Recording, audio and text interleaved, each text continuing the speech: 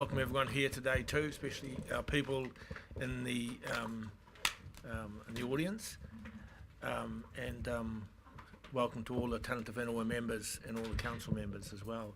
Now, if you look at your minutes, you'll note that I chaired the last meeting in November, and the meeting in December was cancelled due to lack of quorum. Tora and I had a discussion with this. He felt that I'd had such a long extended holiday that he was happy that I chair this meeting. So if that's okay with everybody, we'll continue down that path. Okay? So, are there any notices? Yes. As I've discussed with you, and I've spoken with Toro as well, if you're taking a tea break around 3 or 3:30, I need to duck out for about a quarter of an hour, 20 minutes with a couple of councillors and James, just to deal with an issue related to rail. Yes, that's but right. We shouldn't be out any longer than a quarter of an hour. Okay, do we have any other notices? Yes. Okay, and this is an apology, 5 to 3, good. I have one other notice that I would like everyone just to think about during the meeting. Tane Randall gave an outstanding presentation on carbon credits, and some of you may know that Tane is a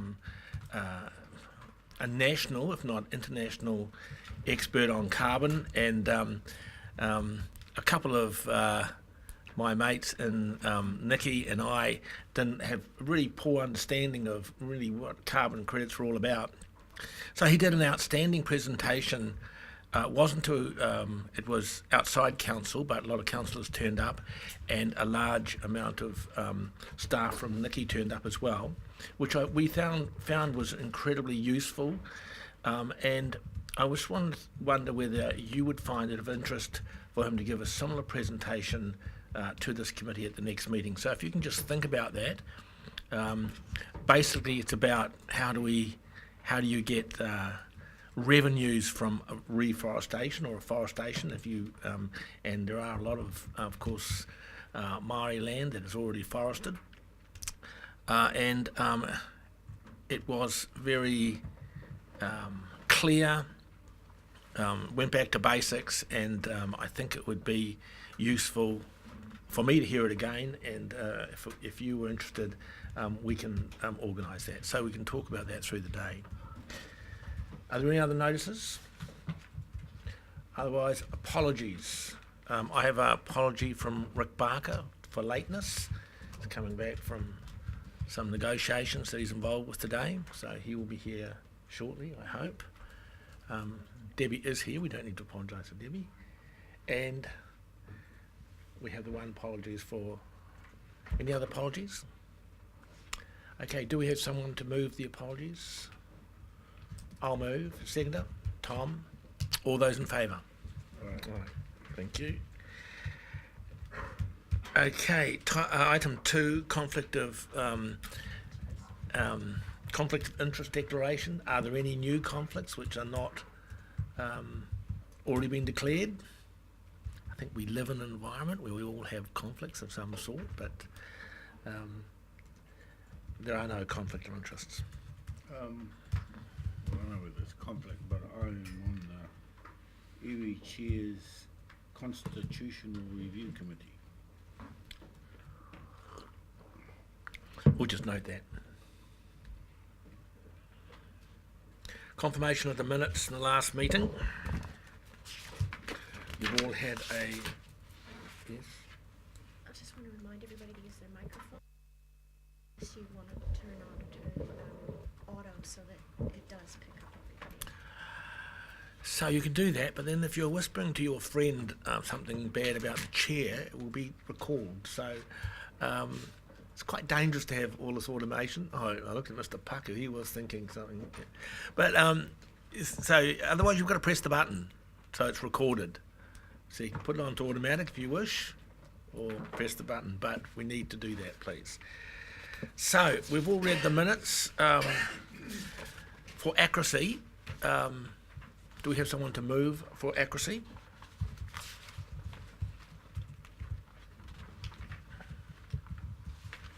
Yeah, I'll move. Tora moves. Oh, he want you in here, mate.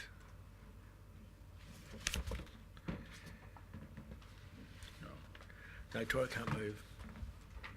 Fenton, move for accuracy? Yeah, always call on the Wairoa boys, can't you? And Peter, will you move for accuracy? Second? Oh, okay.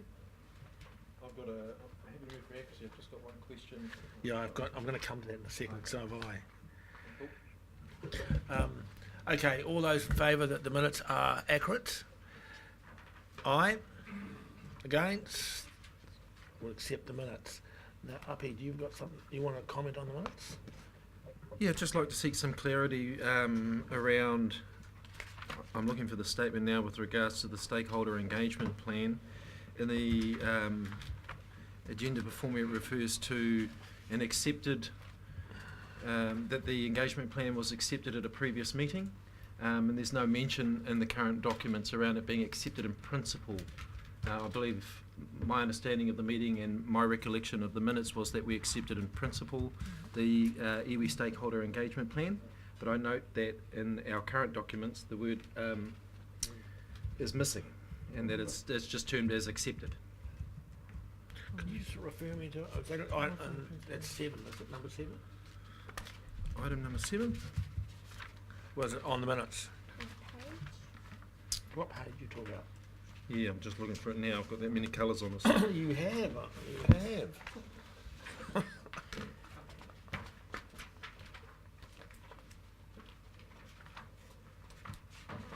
got them all.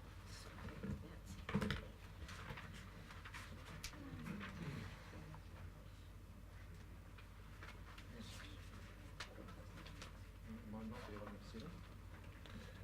That was the that was tanky re-engagement actually.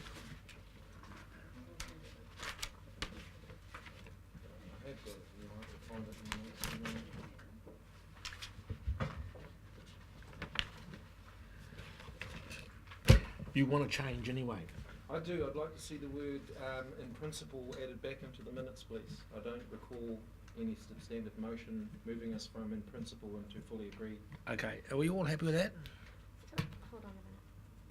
We have to go back because we confirmed them as correct. If we want to change the minutes, we actually have to do it before we adopt them. Well, that's actually right. So I'm just trying to, which item is it? So, If you want to move on to Rex's, I'll find the actual. Because we have to move back anyway. Okay, so we will come back to that actually because we're going to have to. here we go. Okay. So follow-ups, item 4, follow-ups from the Regional Council Planning Committee. James, you taking us through those? Thank you, Mr. Chairman. So the first matter for follow-up was the discovery of the paratyphoid, or the incidents of paratyphoid that presented anyway from the inner harbour. We have continued to be in discussion with the District Health Board and with Napier City Council around possible solutions, and while there was no definite source of discharge confirmed, it was certainly human faeces that were identified in the bacteria. One of the key ways of potentially minimising or completely removing that is for Napier City Council, who actually let all the berths to require sealed compartments for the berths for the ships that and yachts and that berth in there. So that's a context of the discussion that we're having with them, that any potential improvements, really the best mechanism for that is through the direct agreements between Napier City Council and the boat owners. Mr. Chairman, the second item around the tanky. Has Sorry. anyone got any comment on that? So what we have in Napier, some people just release from their boats into the harbour We've had that, do we? And that Well, we haven't had any, we've never been able to conclusively prove that that's what's occurring, but just based on the likelihood, we assume that at least some of that may be coming from boats. and we're taking remedial action, and we're Through notifying- Napier City Council, because they And have the and mechanism yacht to club do too, that. wasn't Yeah. Yeah. So can I just carry on that? So they're likely to accept that as that all boats be They have takeaway packs on there's, boats. there's certainly they're very supportive of implementing that. Yeah. They are. Yeah.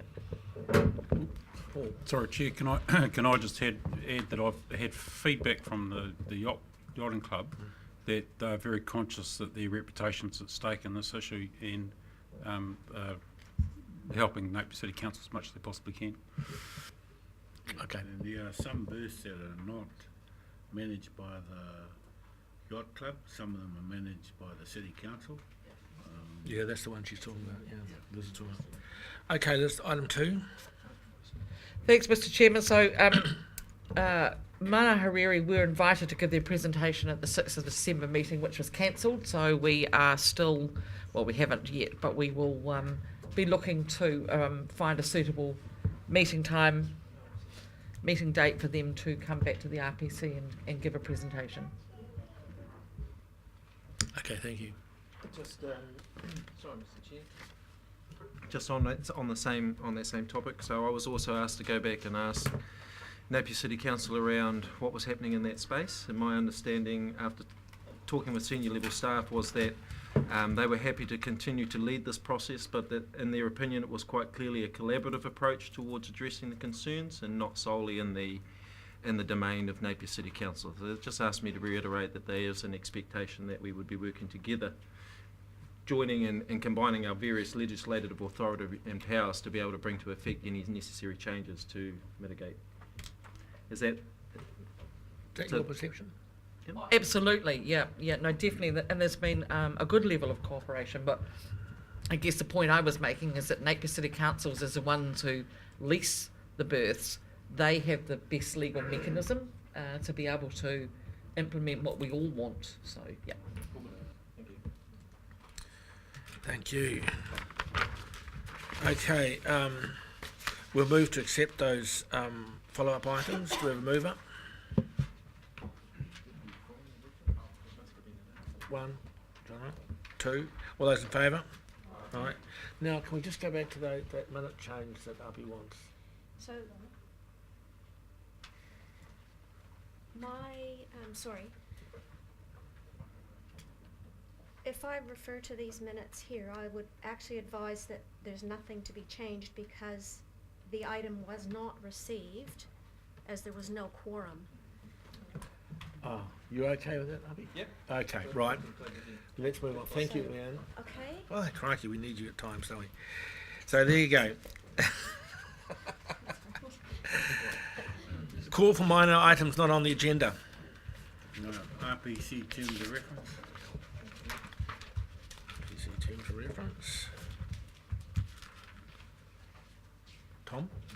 I just noticed that this memo didn't seem to be on the agenda. What is the next? Can you use your microphone, please? This other memorandum on remuneration review, is, when is that, what is the next step with that? Well, that Is was... that on this agenda? No, it's not. That was on the Tangata Whenua agenda, which happened prior to this meeting. It actually would be useful if we could get a report on that, on your feelings of that. Would you do that? Could I just perhaps update, Mr. Chairman? So I attended the part of their hui this morning where they discussed that particular report, and I will be doing the same next Tuesday with the Māori committee because part of the remuneration review covers their payments as well, and if staff have undertaken to report their feedback back to council, and an opportunity for you to discuss it as well, together with any recommendations that we receive from the Tangata Whenua here today or Māori committee. Do you have an item? An item? Yeah. Yeah, River Road River Road again, Chair. Did you go to Waitangi Day in Wairoa? I did at Waikaremoana on the lake voting. Oh, I celebrated just as hard, Chair. okay. I've got. I'll quickly report on Waitangi Day. I'd also like to talk on the Wānanga report on the Wānanga Pakipak and Kahutia. Okay. Oh, one more. Yep. Yes, just tank. In Tank. relation to tank. That's good. Okay, so we will move to item 6 with a decision-making item.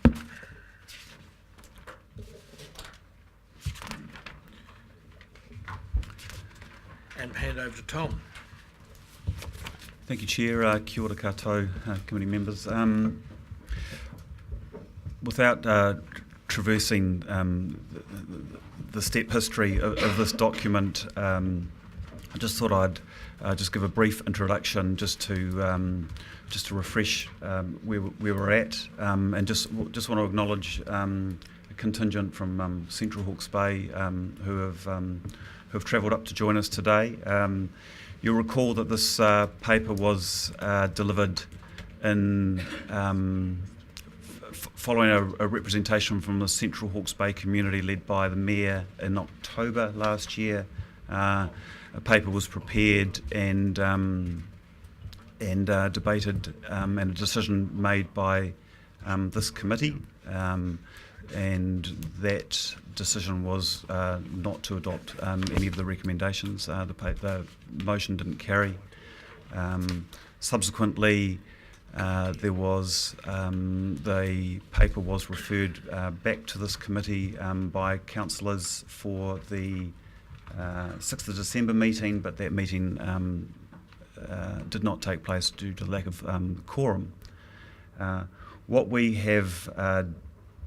staff have done for this paper is effectively provide you with the original paper and have provided a short update just to really recognise the travel of time between when you first heard this on November to the current date.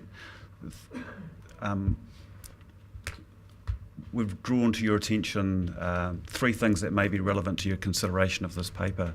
The first is that while the trying to give effect to a delayed change in the minimum flow date via what we call a fast track plan change or an SPP was probably relatively challenging back in November. It's probably significantly more challenging at this time, given the fact that we'd want to have this plan change significantly progress before the irrigation season if it was to achieve its intended task. So just draw that to your attention. The second one is to note, which I think was consistent with the community representation that you received in October, is that there's been a further meeting with a group representing affected water users from the community to staff at Regional Council. Again, very much in the same framework, that understanding that the plan is in place, understanding that the limits are there, and looking for time and support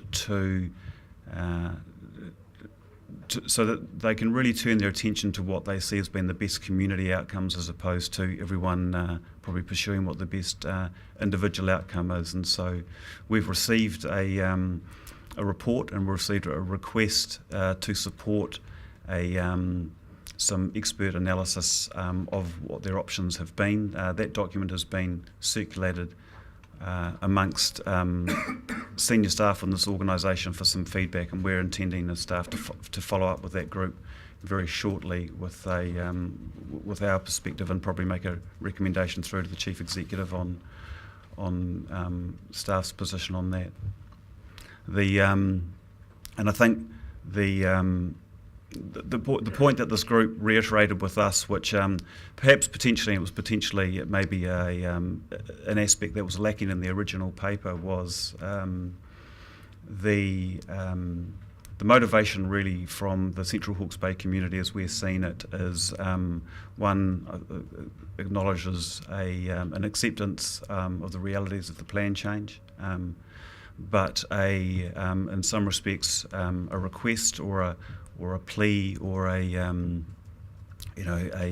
representation to this committee to consider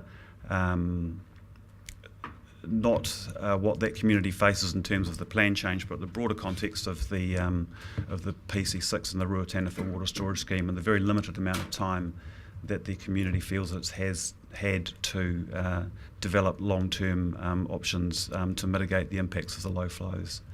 And so, and it remains a consistent theme of the Central Hawke's Bay community's conversations with us. The third point I've made, which was in the original paper, is that we still think that there is a need and value in having ongoing roundtable discussions with all stakeholders in the community around the issues and challenges that are arising from implementation matters with PC6. So happy to answer any questions.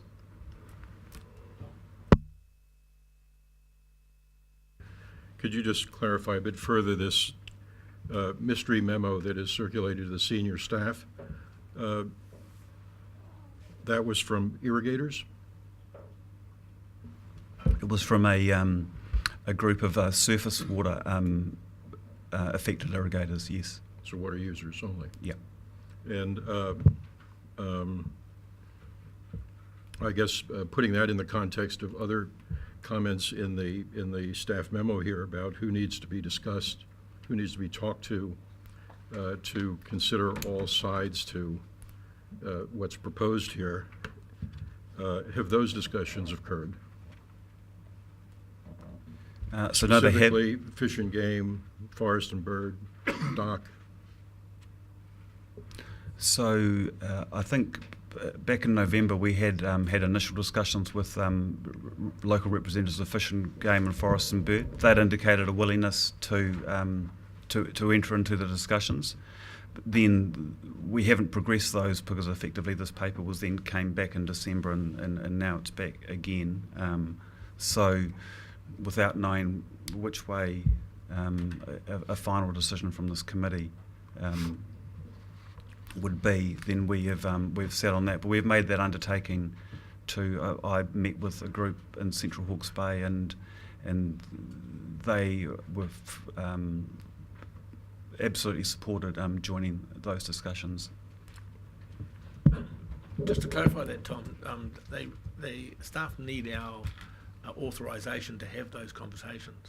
That's what the paper was about. I'm just totally unaware that our staff needs authorization to talk to anybody. I thought staff's job was to go out and canvass these kinds of issues in the community. And do we authorize the staff to have conversations with anybody on afforestation, on fisheries, on any other issue that might come before here? Do we have to authorize them to talk to the affected parties?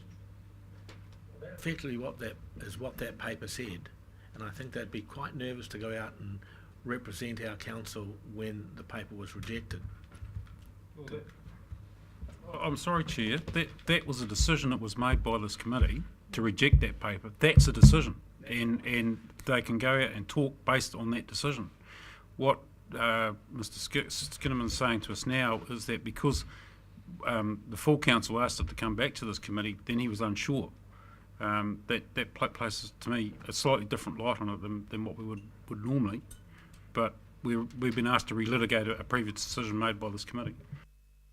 Chair, I think given that we have new information brought to light today and we have members of the Surface Water Group here who, and one of the requests was, can we find out a bit more about them? Do you think that we might be able to hear from them? Well, I would be happy to. I thought Tom was going to introduce that, but you didn't. They're here today. What do you think? Do you want to hear from Central Hawke's Bay? We've heard from Central Hawke's Bay, Mr. Chairman. What we have not heard from is Dock. We have not heard from Fish and Game. We have not heard from Forest and Bird. We have not heard from people who probably regard this as a fool's errand. view. Mr. Chairman, there is nothing to be gained by shutting out or shutting off sources of information, and in particular, I believe we owe we have an absolute obligation to listen to those people in our regional community who, not through any fault of their own, through the fault of regional council and others, are placed in a serious and invidious position, and to push them aside would be absolutely inappropriate. Thank you, Alan. Any other views? I'm happy to listen, provided it's new information that may, that may help the situation. But if we're going over the same old, well. Is it new? You would like to hear them? How long does this take? Specifically, maybe it'll be 10 minutes of explanation about what we're looking to do now. Okay, I pick up. Yes. Just a comment, Chair. I totally respect the opportunity for the community group to have a kōrero, but my underlying concern is about precedents for other matters that the precedents set for other matters for relitigation of decisions that we've already made. That's all, Chair. I'm of that same view. This is setting a precedent. Which do we really want to go there? Because otherwise, any other members of the community who happen to turn up to listen to a debate about a particular topic can be asked up here willy-nilly. It worries me that We are relitigating this. It's a paper in front of us. Mr. Chairman, I'm happy to surface some other people who would like to speak to this committee on this issue, if you would like to do that at the next meeting. And let's table this until then. Well, part of this paper is giving our staff authority, and part of the November one was giving our staff authority to go out and talk to Fish and Game, Forest and Bird and all sorts of other people. And we said no. And now you can't moan that they didn't. So for the reasons I'm not sure of, the paper is back in front of us now. And we are really litigating it. That's all there is to it. And you get a chance in 15 minutes to, half an hour to vote on it. So I just don't see why we wouldn't listen to someone. If somebody else came along, I think we would listen to them, sure. But they haven't had a chance to be spoken to yet. We are, get up here. We are up here. I'm sick of this conversation. We are doing this. If you want to leave, you can leave. But we are going to hear from this guy. 10 minutes.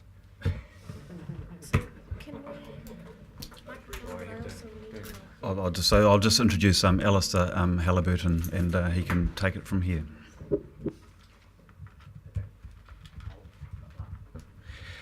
Okay, well, look, under controversial circumstances, I'll try to be show due respect and earn the privilege. So, as a consequence of the awareness finally resounding in Central Hawke's Bay over the future that we need to get our heads around with the passing of Ruataniwha Dam last year, look, in fairness, it's taken a little while for the ripples to spread across the pond, but they're across there now, and a small group of us, on behalf of what's known as, we call ourselves the Surface Water Users Group, those whose water takes affect the Tukituki River and its tributaries,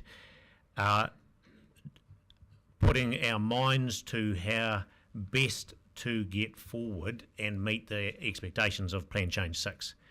And that's the fundamentals of it. So with me today, I've got Michael and Hanarangi, who have a dairying business down there. We've got David, who's got a pastoral and arable business. Not with us are people who grow vegetables, grow grapes, and my wife Nikki and I, we have a small manufacturing business. And to give you an indication on our business, only 4 of the last 15 years are viable for our business under Plan Change 6 if we can't get something smart done to change our business and move on and look after the expectations of Plan Change 6. So it's a big it's a big concept for us to get our heads around, and that's what we're working on. The reality for us, it's not been that hard to draw the conclusion, is that this is complex, and water management and intelligent community-minded water management is not something any of our membership have expertise on. So we can see our particular circumstances, but that's not the same as understanding hydrology, and it's not the same as understanding where the commonality sits between all of us, so as to come up with smart plans to go forward on. And so the reason we're here today probably is not exactly connected with the paper that was presented last year, but it is connected with this. We need a catalyst, and the catalyst is a reformation of the knowledge to get it right going forward. We're not, we've got no contentions with the objectives of Plan Change 6. We'd like river health and all of those things to be just as well placed as anybody else does. We live quite close to the river, or work quite close to it, whichever the case might be. So we're very much on board with Plan Change 6, but we're very clear also that to get ourselves in position to make it work, we don't hold the knowledge. And there are people that do hold the knowledge, and we've taken the time to find them, meet them, talk to them about what needs to happen, and fundamentally select who we believe to be the far and away leading light in terms of generating the new paradigm for us to run our businesses in connection with water by. So we need those people's help. And out of that, we expect to be able to generate the new plan, and then we are happy to take that new plan to our membership, who are, it's not something they decided to join, they're in, and get them on board with community-minded schemes. The simple principle that we're looking for is that if we can get communal answers defined and developed and implemented, it should be better environmentally than every man DIYing. It should be better from a cost effectiveness point of view, and it should be better from a feasibilities point of view in terms of trying to get the contractors and the materials and the whatever else it's going to take to build these solutions. We are just quite clear that communal planning is needed, and we are not in a position, there is no post-Ruataniwha Dam communal plan, and we're not in a position to make it because we don't hold that expertise. We need that expertise, and we need the plan generated, and then we'll take responsibility for getting our fellow consent holders bought in, and then of course implementation, because implementation implies a whole lot of spending and new solutions. We understand that's ours to do, but the catalyst, the fuse for all of this is rebuilding the knowledge set, and that's what we've come to ask for, is the council's support to get that done.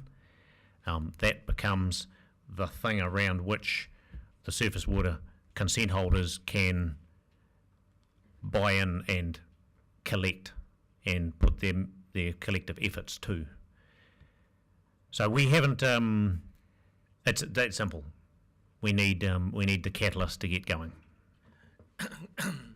What you're saying is you need time. Is that what you're saying? Look, the time. What are you asking this committee? What we're asking the regional council to do, and we don't really understand how it connects up with the committee, but obviously it does.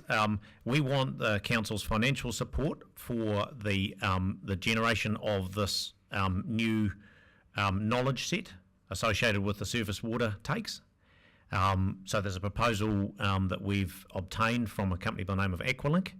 They are up here clear and head and shoulders better than anybody else in terms of their pre-existing knowledge and their dedication to this topic. We think they can generate this communal plan that we need, the plan we need to follow. We're looking for financial support for that.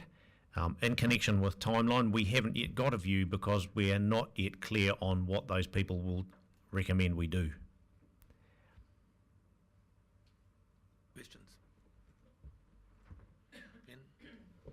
Just through you, just so I'm clear, you're a surface water.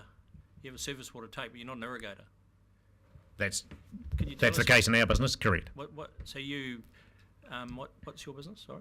So we're a manufacturing business of pet food, we're about a 40-year-old business in Waipac, and we manufacture pet food. Through a surface water tape. Correct. Well, yeah, it is one of the contributors to our business, yeah.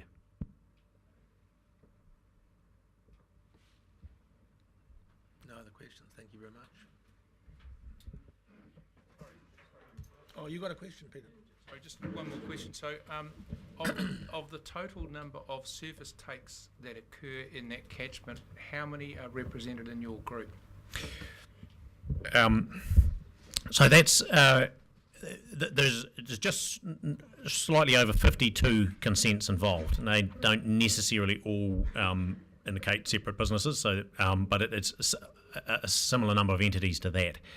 It's a chicken and egg problem. You can't get people subscribed to a way forward if you can't tell them what it is.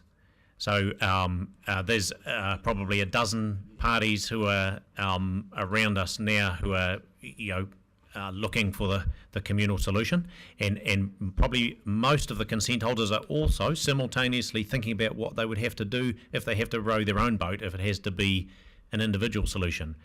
So the time is of the essence now that we get the optimum communal ideas put in front of these people, and then we'll take responsibility for making sure that all of those people are thoroughly aware of what that is and subscribe to it, because in all probability it will be more cost effective, quicker and easier to achieve, and very, very likely to be better environmentally.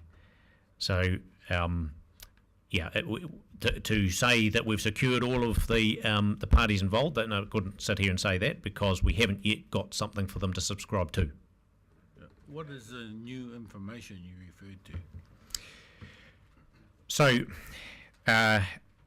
if you take a look at the Tukituki watershed, it's made up of a bunch of small watersheds.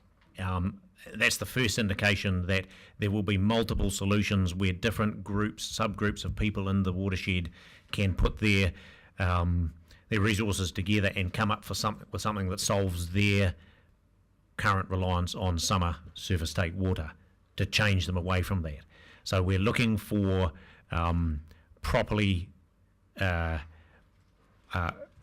hydraulically understood solutions for the various posies, we believe, within the Tukituki watershed. So if you like, the original, the Ruataniwha Dam was a single storage solution for all of them. Now we're looking at something that's somewhere between one size fits all and everybody doing their own thing, because in the optimum solution sits between those two things. So the new information is, what are those answers? So there's a series of possibilities. One is reallocation of existing groundwater consents that's not used, but much like Twyford has done. So there might be some Twyford-style solutions available. There might be, obviously, storage is an element of it, probably. There is a thing called Tranche 2, which we're not particularly well informed on. We know it exists and it's pending, and that it may have some contribution. The point being, there's a series of options as to how it might be solved, but it takes somebody with better expertise than we have to pick the right path. So if I could just ask a follow-up question. You said before you're looking for some financial support from the council. Have you got any estimate of what you're asking for, or what the cost of developing this plan is going to be? Yes, absolutely. Yep. So the proposal comes from a company by the name of Aqualink. As I say, in our impression, I suspect the council has good knowledge of them too. They're right at the forefront of this type of work, and I believe the proposal was something in the order of $70,000 to $80,000 worth of work, which, when it's compared with the follow-on investment in making those solutions happen, is probably neither here nor there. So just through you, Chair, to Chief Executive, this is a body of work that the council will have to anticipate doing at some stage anyway. Would that be fair comment? On the basis that we don't have the answers at our fingertips either. Yeah, so in strictly pure terms, the responsibility for complying with the Regional Resource Management Plan and with consent conditions resides with consent holders under normal circumstances. Having said that, the Council has an implementation program around Plan Change 6 going on in parallel, and as councillors, in fact the whole committee will be aware that effort in recent times has been put into farm environment management plans, and there's a lot of work going on in the catchment on that topic. What we haven't had in our implementation plan has been a focus on water quantity and managing the various provisions that exist within the plan in a way that meet the council's objectives. Now, the principal reason for that is that the eggs were very much in the Ruataniwha Water Storage Scheme basket. Now that the scheme is not proceeding, the challenge is how do we change our existing implementation plan, and what we don't have at the present time is an allocation of funding for this purpose. We do have more general funding available for implementation, and what I'm currently giving consideration to is whether or not within the existing budget parameters set by council whether we could meet this request. So that's something we're working through. I'd make the observation that we have a slightly inordinate situation here, both in terms of the scale of change and the pace of change that is envisaged and required by Plan Change 6. Under normal circumstances, we have consent holders rolling through consent review and renewal, and new provisions being put into those consents, and them giving plenty of time typically to adjust their operations to meet new limits when they come about. This one's come reasonably fast, and as councillors and committee members will recall, there was a period in which consent holders in the catchment believed that there was a water storage scheme solution coming along the line. And so I think it's fair to say that to some extent the community's been caught on the hop, and the council has, in terms of having had this previous focus on the water storage scheme as the solution to the minimum flow challenge that we have. So the ground's shifted somewhat, and we're looking to see how we can accommodate this. But I think the committee would be well served to think about how it's going to continue to monitor the implementation of Plan Change 6. It is the first plan change under the National Policy Statement that this committee is responsible for. Unfortunately, this committee doesn't have full ownership of that plan change in so much as it was produced by a Board of Inquiry. It wasn't the plan that was promoted by the council. It came out with a range of issues, many of which were highlighted during the review of the Ruataniwha Water Storage Scheme last year, and that highlighted that there's a whole range of issues with respect to implementing the plan, not just minimum flows. And all those will need to be revisited by this committee in the fullness of time as we evaluate the effectiveness of the plan, the implementation of the plan, and there will be a plan change in the fullness of time to tidy up those issues that we know about. The question becomes one of timing and our ability to resource all of that. Meanwhile, we've got a community facing minimum flow changes in relatively short order. So we're just seeking to balance all of that at this point in time, and what staff are proposing today is effectively some time and space to go away, talk to the stakeholders, get some more work done both internally and potentially by Aqualink, who did work for us on the Ruataniwha Water Storage Scheme review, and then come back to you with a more comprehensive picture around what implementation of this plan change looks like for this community. Mr. Chairman, who was willing to listen to delivery. Someone who was willing to listen to the delivery on the basis that there was new information. I don't see that there was anything really new about that. We had heard about the community having to work together before. What we have to put in front of this committee is the fact that we now have a global crisis in terms of global warming and all the rest of it. Historically, in the Waipukurau area, I know that the upper reaches have dried up at times, and native fish and trout and all the rest of it have had nowhere to go. Necessity is the mother of invention, so I think without being heartless, I think that we need to be clear about the fact that the regional council does not exist to subsidise businesses that do not practice environmentally friendly Question here, practices. Mr. Chair. So, So This that's statement why comes we- later. Yeah, we'll understand the question. Yep. You got a question? Yes, thanks, Mr. Chair, if you might. If the chief to the chief executive. I think we can Thank probably you. let our I'll guests ask the go. question. Yeah, no, I'll wait for a second. We can let our guests go now because I don't think there's any more questions for you. There'll be some discussions, Alistair, unless you want to just sit there and. Can I make one final point on that? It's Torres really highlighted it. The outcome for all parties, us included, is the very best environmental outcome. The point we're making now is that unless that is guided by good expertise, rather than being left to all of us to individually hack away at it in our own rights, I don't see that we're going to get the right answer. If we can engage expertise to guide us on that point as well, very much so, put that to the front. And Tom's point about engagement with some of the other parties from an environmental point of view, that ties entirely with what we want to do is get it right. And the getting it right factor requires this expertise that we're. Yeah, thank you, Alistair. Look, I'll let you go now, but firstly, I want to apologise to you that you were so poorly briefed about this committee. Sorry for that, mate.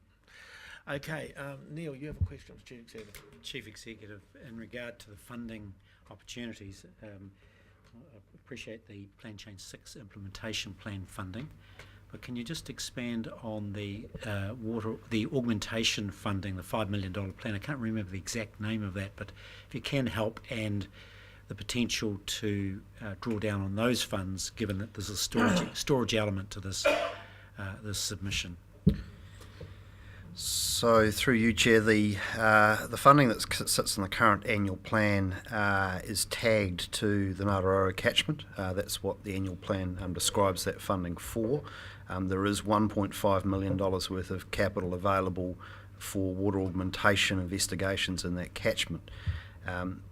We have proposed to the Council for consultation through the long-term plan is that be expanded out to be a total of $5 million over the long-term plan period, and that funding be available for water storage and augmentation studies anywhere in the region as opposed to simply the Ngātaroa catchment.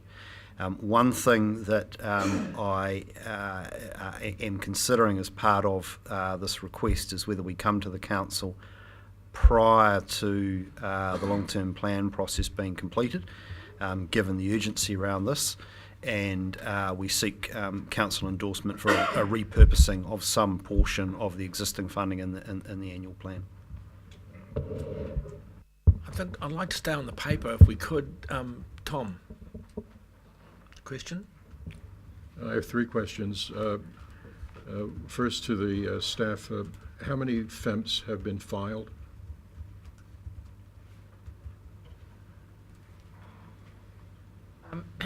Through you, Mr. Chairman. Madeline, are you able to answer that, please? Yeah, 287. Oh, yeah. Thank you. 287. So Out of how many? 287. So 287 farmers, growers under this scheme have already sized up their requirements, their mitigation plans, and have put forward FEMS that speak to those issues, right? That's what we're saying, 287. I understand that the overwhelming majority of those are not intensive irrigating properties that will be captured by the minimum flows here, so most of those are in the hill country. So Hugh Ritchie, for example, has filed a plan. Yeah, so there are some, but as we understand it, many of the prospective RWSS users, water users, were holding off, given that they had differential obligations should the scheme have proceeded. Once the decision by the Supreme Court was made, obviously their circumstances changed and they're now in the queue to get farm plans completed. Second question, if the scheme or the recommendations put forward by Aqualink were felt to be challengeable by other parties, would we fund them to have their review undertaken? Look, I understand the proposal with respect to Aqualink is to look at the existing planning provisions and engage water users affected by those provisions and what they may be able to do practically on their farm to work within the existing consent framework. I think that's reasonably specific to the landowners and consent holders in question, as opposed to a more generic body of work. Well, we appear to be saying that we feel it's our responsibility to talk to DOC and Forest and Bird and so forth. So one would think that represented an opportunity for them to challenge whatever implementation scheme was put forward with our funding, but yet they come naked to the party? I think the intention is to understand their views on implementation of Plan Change 6, given those parties were all participants in its development and obviously had a view through that process about how easily it could be implemented or otherwise, and getting their views on the implementation pathways would be useful. If they come to us with a request for support for some technical analysis, we'd have to consider that on its merits. This proposal doesn't obviously refer to any funding, so I suppose that a funding decision would be made by the council at some other opportunity. So one of the questions that I'm giving consideration to is whether it meets any of our existing funding allocations and therefore is a decision that we could take operationally, because it's certainly at the sums talked about sits within my delegation in terms of decision making. But if it sits outside of the decisions previously made by council for those funds and their parameters, then it's certainly something we'd need to come back to the council for a decision on. And lastly, there hasn't been mentioned in this discussion, there was in the last one, of the time frame issue that was being talked about here. I think originally it was a 5-year delay in this low flow provisions taking effect. You made the comment that just a bit ago that the dam was dead. My understanding is that our representatives are eager to go to Wellington to revive the dam. Can you comment on that? So the council has resolved not to progress with its investment in the Royal Taniwha Water Storage Scheme. The question, but obviously the Regional Investment Company is still the consent holder for the scheme, and a decision needs to be taken by the council as to what to do with those that consent, and that's not a decision that has been taken. As I understand it, there obviously was some speculation prior to the general election about the possibility of legislative change to facilitate the Royal Taniwha Water Storage Scheme, as there are many examples of land swaps of conservation land that occur with some regularity within the management of the conservation estate, and therefore legislation more generally may need to be revisited. And as I understand it, one of the questions that the Board of Directors of HBRIC are having to give consideration to is the financial treatment of the assets of the scheme, which includes the resource consents, and whether or not they need to be impaired entirely, i.e. written off entirely on the basis that the scheme has no prospect of proceeding, or whether indeed there is a possibility of legislative reform by this current government. So as I understand it, they are seeking a definitive view from the current government as to whether or not any legislative reform may or may not be considered. So if the dam is still out there twisting in the wind, at least in the minds of HBRIC, why isn't this a moot issue? We don't need to worry about lengthening the time frames and so forth. We may have a dam at the end of the day. Can I be quite clear with the committee that the proposal to engage stakeholders is not specifically just to the question of extension of timeframes. We are suggesting that there be a more holistic conversation about implementation of Plan Change 6 and what issues that throws up for the council and the community. And in that, there is likely to be some constraints on what can be achieved given the existing limits and timetables in the plan, and a further thought was then given to some amendment to the plan to address that, well, that would be a question for this committee to consider in the fullness of time. So really, we need, I think, at this table to get a clearer picture of what implementation of Plan Change 6 now looks like in the likely event that the Ruataniwha water storage scheme does not proceed.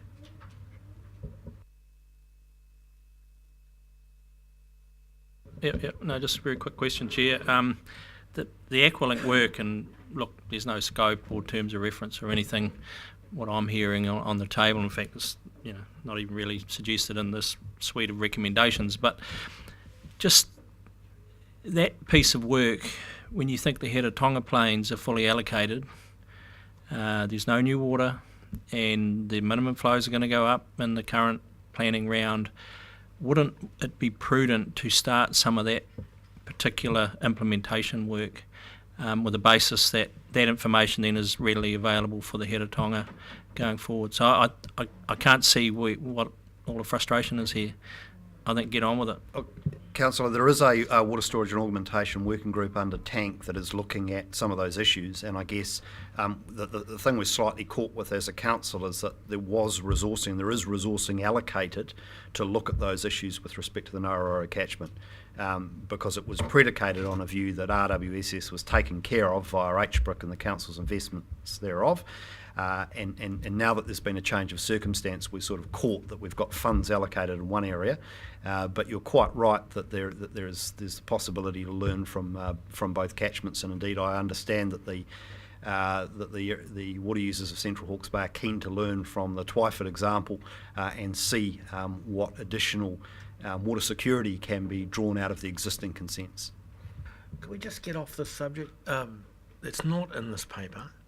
And Peter, you raised it, and before I could bounce you. Now Fenton's raising it. Everyone's going to raise it. So can we not talk about the research into the water? This paper is very specifically about: are we going to give Central Hawke's Bay farmers a bit more time to get their head around this, or not? So can we keep to that? Is that question? Thank you. It's precisely on point with what I want to ask. On point. Chief. That's a good You'll one. be pleased to know. So this paper that's been copied for our enlightenment contemplates a couple of methods of pursuing a plan change, but in the commentary prior, it says that an SPP is now almost impossible because 3 more months have slipped by. So I'm really confused about how many options are actually available to us if we want to buy some more time for the people who are affected by Plan Change 6 implementation. Can somebody enlighten us, please?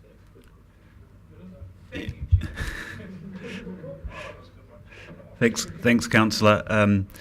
Look, and this probably comes to a bit of untested ground in terms of a paper refer back. I haven't been here a long time, so it's not something in my experience. So, who is the author of the paper?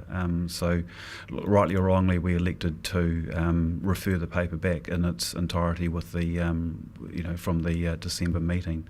So the intention of the cover note, and I acknowledge that it doesn't look tidy, and it's probably and is confusing, was just to highlight the realities of the passage of time between the original paper when it came through, and to be perfectly frank that the staff view is that a plan change, even a fast track plan change as a process for getting a deferral in the minimum flow date is highly, highly challenging. Doesn't tell us what our options are, Tom. That's what I'm asking. No. Perhaps I could just add to that. So Tom's indicating is that we've got real issues with respect to the next season, but the next season will be followed by another season after that. And so the question of whether or not the minimum flow regime is being implemented in an appropriate time frame with respect to the changes that need to be made on farm remains a bit of an open question. And I go back to the fact that this is not the plan change that the council had advanced. It did come out of a board of inquiry with some untidy edges, which all parties I've spoken to that understand the plan in some detail acknowledge. So it's not a particularly tidy plan, and the Board of Inquiry in their final decision made repeated references to their expectation that the council would come around and fix up some of those in the fullness of time, because they were working on a very tight time frame. And so there is more work to do, I think, around understanding what the implementation pathway looks like, and then potentially a plan change, which may or may not relate to the minimum flows and may or may not relate to various other things such as the land use class leaching rates and the many other issues that we've got sitting within there. So what we'd like to do is come back to you with some advice about the broader set of issues around implementation, informed by a piece of work which hopefully can be funded one way or another by Aqualink, looking at those existing consent provisions, and then making some decisions about whether there is a plan change to be pursued. But we're giving notice now that we're going to miss the next irrigation summer, and that's going to be a problem for water users if it's very dry, and that's just a bald reality of the place we're in today. But getting your endorsement for going away and doing some further work, and being clear that you are comfortable with plan change potentially being on the table would be helpful for shaping up those discussions. Can I ask a question and make a small comment in there? Thanks, James. I guess I'm getting a little bit confused now, because some months ago, what was originally proposed was that there were some implementation issues that needed to be dealt with. And what was made very clear at that time was that we weren't looking for substantive plan changes, right? That's where this conversation started. So skip forward to when we actually had the last substantive decision by this committee. The notion to go out, talk to stakeholders with a view to looking at a plan change to defer minimum water flows was rejected, was not passed. So as far as I'm concerned, as a committee, we dealt with that. It was also noted at the same time that we did support the need for a plan change to deal with all the implementation technical issues that were raised. So we find ourselves full circle, and what I'm hearing from you is you want some support for a plan change. I would like to be very clear, picking up on where Toro was going earlier, that for myself, I'd be supportive of the technical changes that need to be done, but I'm hearing that there are possibilities for the Water Users Group and others to be working within Plan Change 6. What they've come here today to ask for is some financial support so that they can do some more investigation themselves. I total that, but that's kind of outside this paper, but also you've already indicated that you may be able to accommodate that within your own budget. So for the purpose of today's decision, I'd like to suggest a motion that we basically receive the report and that we support the approach taken by the Central Hawke's Bay Surface Water Group to find solutions within the current Plan Change 6. Well, look, I think at the moment, one of the things which has bedevilled this committee and council staff in considering the reasonably imminent minimum flow regime under Plan Change 6 is what options do exist for consent holders that might be require a little bit of creativity or change in practice. And so we've had a bit of an information deficit on which to have this discussion.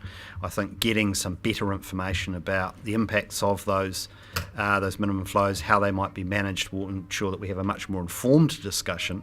And I guess what I'm flagging is the longer this conversation goes on, the more we start drifting into the time period in which we are going to have to do a plan change on some of those substantive and technical matters as well. So the processes are sort of starting to come together a little bit, and I think if we get a body of work done around implementation, it might point to some other areas in the plan where we can make enhancements, if you like, which might support actually more efficient and effective use of water resources down there, because there might be some rigidities that the work highlights, legal rigidities in the way that the plan's been set up. So I think we really just need to go and do some more detailed work, come back to you with some further advice on all of that, and we probably don't need a heck of a lot more today than that. So I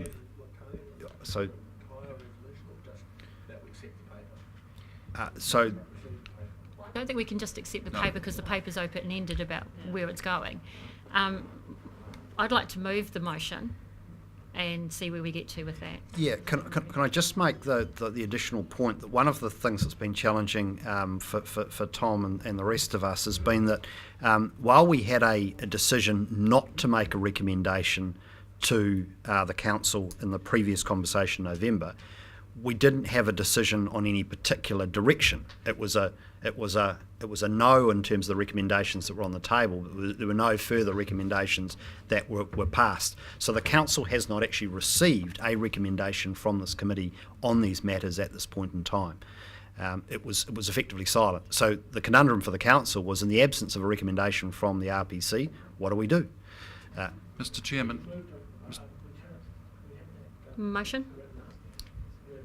Can we get some clarity around the motion? Yep, sure. So shall I read it out? I can read it out to you. So that the RPC, first part, it's two parts, that the RPC receives the staff report.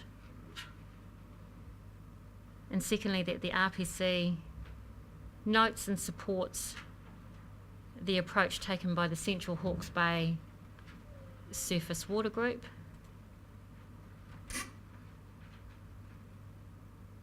to find solutions to access water within the PC6 framework. I'll second that if it hasn't been seconded. Can I ask a question to clarify? So if the ACLIC report comes back and we have a range of options, and one of the options is, all right, we really need to pursue a little bit more time, is that covered in the recommendation? So question for James. It's open. No, I think the key part of the framework is that the minimum water flows come in when they were scheduled. That's Plan Change 6. That recommendation is that we look at the option within Plan Change 6. But of course, that doesn't mean we can't raise that at a later date.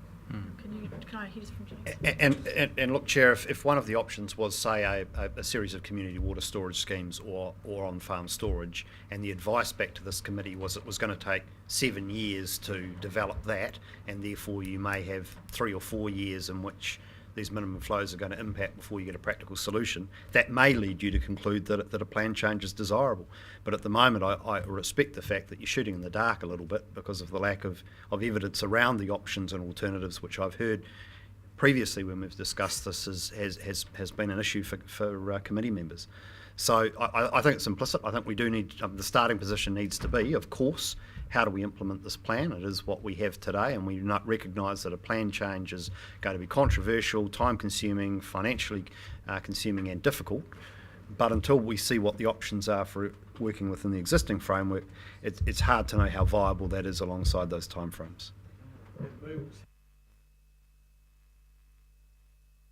Oh, very briefly, I think we've discussed it enough, but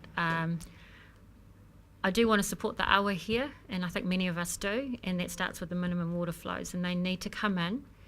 And as Toro said, what is it? Necessity is the something or other of invention. We need to do all things to encourage users within Plan Change 6 to make their businesses work.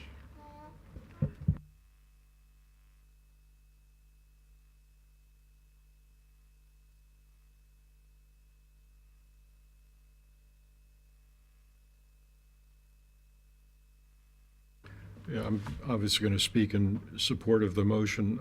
It is not time to give a hunting license to fiddle with the substantive provisions of Plan Change 6, as far as I'm concerned. The minimum flow requirements have been set forth. There's a date attached to them.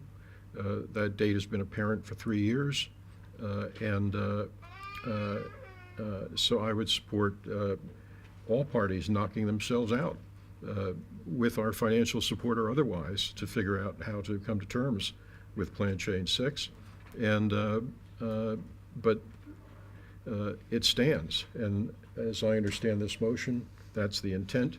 That's the previous discussions that this committee and the council have had about the difficulties of Plan Change 6 have always acknowledged that there were, quote, technical matters that could be perhaps put together on a fast track and help deal with this issue.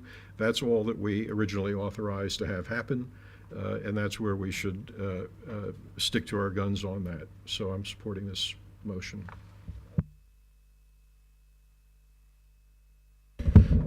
Thank you, Chair. Another one of those elegant solutions we come across every now and then. I think it fits really well. Although I would say what was something Councillor Belford brought up in the discussions was around this particular motion should not preclude us from having discussions with all stakeholders in this issue. I'm inclined to agree with them. We actually don't. The staff shouldn't need the permission of council to go and talk to the stakeholders. That to me just it didn't seem quite right. Thank you, Mr. Chair. Clearly support this motion, but I think it does carry with it an implication that financial resources will be made available to do the inquiry, to do the investigation, so that we come out with viable solutions within the constraints of Plan Change 6. So I'm reading the motion to carry such, and I might be interested to know from the Chief Executive at some other time whether he sees it that way as well. I think it's important to have the parties consulted, but at the end of the day it is the consent holders who carry the issue, and while it be useful to chat to other stakeholders who don't have skin in the game, by the way, it's the consent holders that are required to meet their terms of consent, and that should be the focus. The rest are a little like the bystanders at a hanging. The bystanders only. The people up on the gallows are the people with the consent. Those bystanders are responsible for protecting the environment, Councillor. There we go.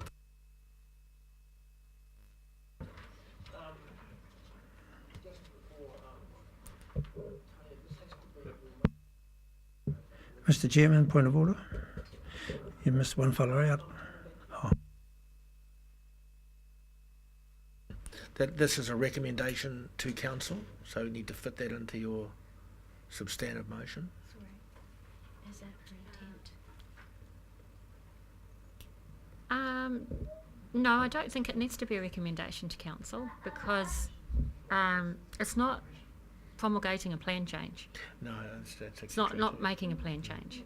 Does that make sense? Yeah, no, I think you're right. Okay, Mr. Mohi.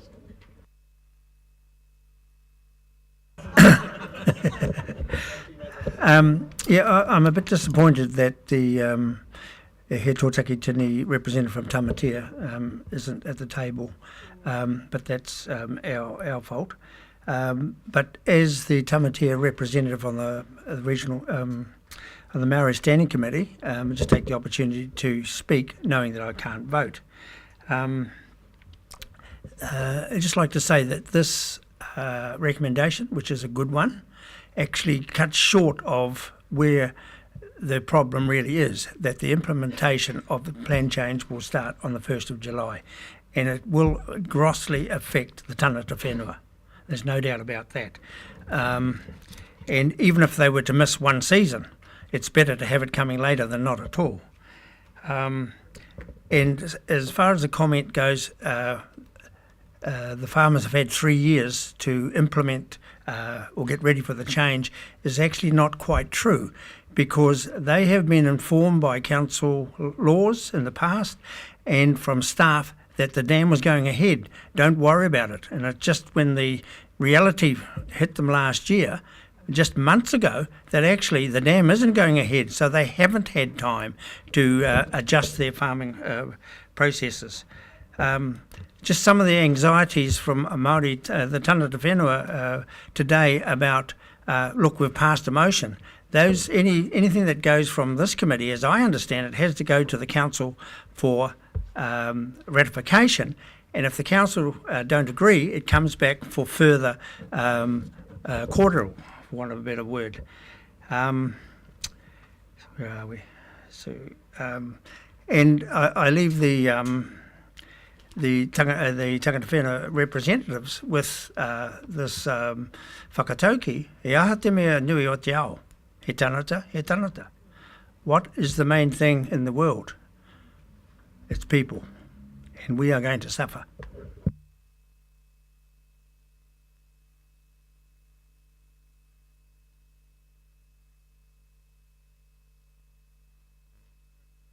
Or there's one way to skin a cat.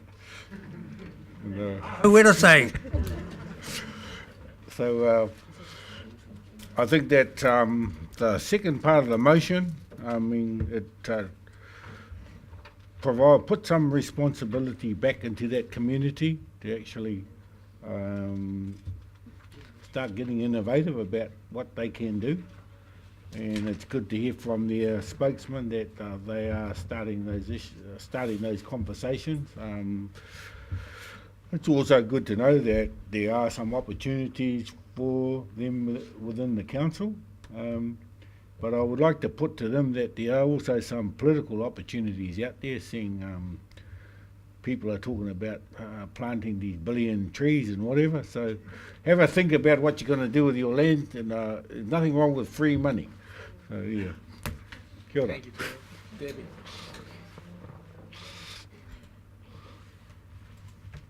Thank you. I would like to acknowledge our guests here today. Thanks, Alistair, for taking the time. I know you're all operating busy businesses, and for all of you who are here, and you've given up the time for your day to come and share some of the heartache that you are experiencing on this journey, and how you are moving forward to the best of your ability under really constrained timeframes is important. That we're taking the community on the journey, and we're also taking this committee on the journey. This paper today is not about backtracking. When the council came to the RPC, it was back in August, and the paper back then was marked urgent. Well, there's been so much time gone on that it's been incredibly frustrating for all parties involved. And I think that it's a really good lesson for this committee. When something's marked urgent, we need to sit up and give it our attention, because if by the 3 months that we've lost in the interim, it means that we have lost one of the eggs, one of the opportunities in our, bullets in our gun, whatever, then that's a great shame, because we all carry a great deal of mana by being here sitting around the table, and we have a huge responsibility in the community, the whole region that we are representing, because our decisions here affect communities. In this instance, it's the Central Hawke's Bay community, and if I can reflect on one thing, Plan Change 6 is probably a really good lesson in what not to do, because we got served up this plan change in my neck of the woods in a period of 3 weeks of time, and the majority of the people down there just didn't even know what was going to hit them. When you compare that to Tank and how we've operated in the Hiratonga catchment, Tank's been talking about these issues for 5 years, so Central Hawke's Bay has been let down by doing a plan change through the way that we've done it. And now we have people, and they're sitting here, examples of them sitting here behind us, with just no time. From the time when Ruataniwha was potentially off the table to when the plan change kicks in, the increase in minimum flows, we're talking about 11 months. So what we were coming here to do was to initially discuss a bit of compassion and a bit of time. And it's not just time to rebuild businesses, it's about time to rebuild lives, because in quite a few instances, people are having to rebuild their lives. They're having to retrench, and I've been speaking to landowners down there who are actually selling their properties. I can name 2, and they're taking a huge financial hit because they just can't work in the new paradigm of what health for the environment means. But they also aren't getting time to retrench and sell off capital stock or do anything. I mean, we've hit them smack bang, and I don't think that's what this council is all about. I don't think it's what the National Policy Statement for Freshwater Management was all about. It's supposed to be about staged interventions and time for people to make good solutions that have a positive environmental impact. So I'd like to thank the committee for where we've got to today. I know it's been challenging for everybody taking on board the issues that we've been facing, and it's been a catalyst for change, this whole issue. There's got to be a lot of thinking that needs to be crystallised, but in order to gain practical solutions, I think that the Regional Council is part of the solution, and what they will be doing, working with Aqualink and the community, is providing a leadership role. And at the end of the day, I'm absolutely confident we all want the best, the environmental outcomes that will come through with this, but certainly the compassion that's been shown to offer a bit of time and get this right. I've appreciated it's come from some of you around the table, most of you anyway. Thank you, Chair. Any more comment? Mr. Barker, welcome. Thank you. Lovely to be among you. I'll have the final comment here. I tend to agree with Councillor Hewitt that Central Hawke's Bay have been dropped in on this because they believed the myth that Ruataniwha was going to happen, and it was very foolishly linked with Plan Change 6. So everyone just thought, oh well, and naive, and a little bit of arrogance in there as well. And that was a crucial mistake. And in fairness to some of us around this table, we did raise that. You know, you're going to go ahead with Plan Change 6, and everyone's just signing off on that, and it's completely conditional on Ruataniwha happening. And what if it doesn't? And my response from the HBRIC directors at the time was, it's not linked. They said it wasn't linked, but it clearly was. And that was just so politically naive. It was very naive for the Central Hawke's Bay Committee to believe that and pick it up, and being dropped in on because of that. And I really feel for them, because I don't think it's their fault. They haven't had time to recover. So I will support this, but it is true to say that I would much rather us giving them some time, especially on the levels of the river, to be able to put different business plans in place and to actually get their heads around what is happening here. This committee has rejected it in November, and clearly rejecting it now with the support of Tania's resolution, because her resolution is, we have Plan Change 6, we have the timetable, and we are going to try and find remedies within that. Well, I guess that was no change, very cleverly put actually. That is no change from where we were. So, except that I guess there is a recognition that we've got to do everything possible to help this community get through this, and keep their economy vibrant, because of course, you know, they are such an important part of our economy.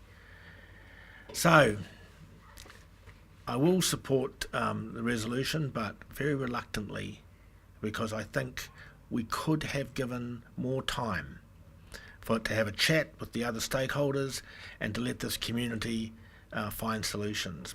But you clearly don't want to do that.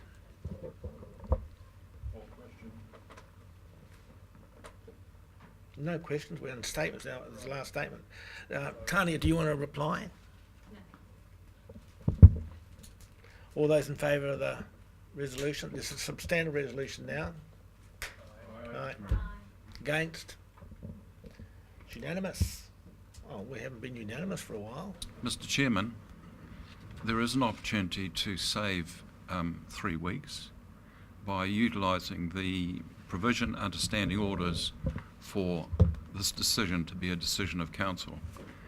That would require the elected members of this committee to vote on it and to be unanimous in support of the recommendation or the resolution, in which case it becomes a decision of council. Now that might be a bit hard for councillor sitting right alongside me, because he hasn't listened to, or he hasn't been able to hear what's been said, but he can probably take from the unanimous adoption of the resolution that it's been well considered. So I'd actually move that the recommendation or the resolution of the committee be a decision of council. I'll second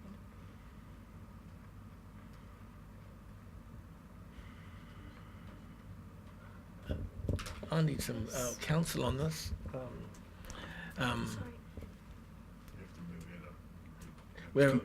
It's completely legal.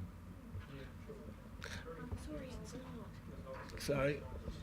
Sorry, under the standing orders, the only committees that can do this are the corporate and strategic and the environment and services. Are they named in standing Yes. orders as such? Well, that's a bit of a shame. Okay, let's move on.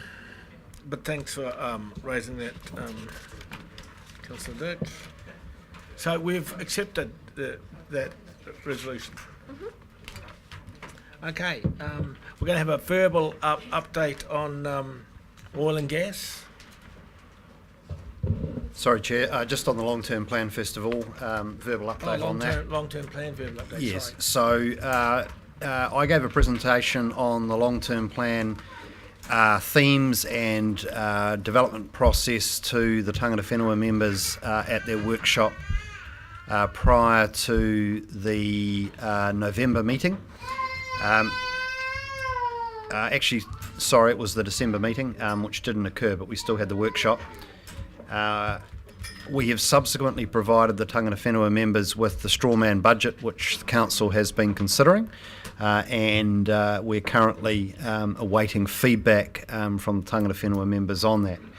The timetable we're on at the moment is we're finalising a consultation document for this new long-term plan, and the Council will be adopting all of the consultation document and supporting documents on the 14th of March for formal consultation to begin on the 19th of March. So at this point in time, we're really finalising the budget proposals, the numbers, how they impact on various ratepayers, all of the communication materials around all of that.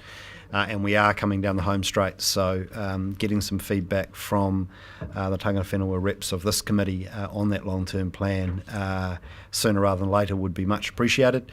We're happy to take that either verbally or which could happen today, but it would probably be most effective if it was provided in writing in more detail to us offline, and we will report that through to the Council in its decision making around the LTP for consultation.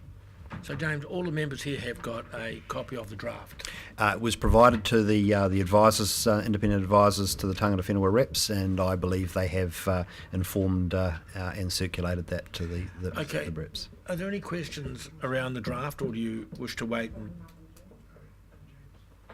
Any questions around the draft? You haven't had a long time to look at it. No. Okay. So we will move on. So we'll have a good look, read it, and come back in writing if you have any questions, issues on it. No. Happy to follow their recommendation. Just wanted my only concern was recognising the limitations around the abilities of Tangata Whenua reps to be able to participate within the timeframes. One, throughout the start of this process, but also given the amount of time we've got left. So we'll work proactively with staff to ensure that we meet those deadlines as best we can. Thank you, Chair. Can I just remind the committee that what we're seeking feedback on is a draft for consultation, so there is a formal consultation phase on top of this, and so plenty of time to hear views and for that all to be taken into account, but no point taken about the early stage of this process. Okay, we will, and I made some changes to it an hour ago, so didn't have time to look at those. Okay, so we'll move to item 8, which is an update on oil and gas plan change. Yeah, I'll just invite Mr. Ide to speak to this item.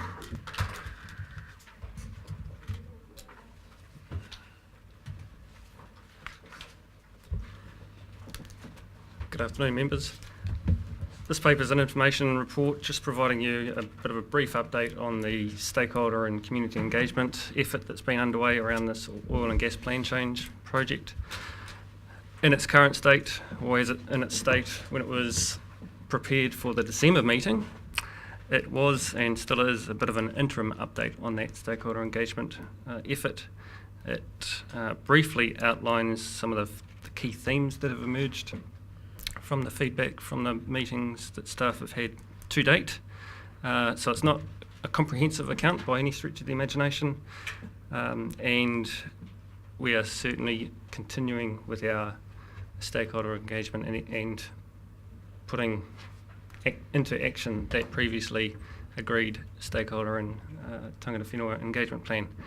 On the tangata whenua engagement front, the co-chair Toro Waka earlier this year, last month, had come back to us as staff with some suggestions around how we might organise regional hui, talking potentially 3 hui, north, central, southern kind of parts of the region, and so it's on staff to try and figure out some of the logistics around making that happen. That's as opposed to the alternative of meeting each and every individual iwi authority, of which there are 20 plus of them, face to face at some form or another, time or another, around this particular oil and gas plan change project. So it's likely that staff working on this project will continue to liaise with Toro Waka, co-chair of this committee, to try and put in place some plans around hui. Other than that, yeah, welcome questions.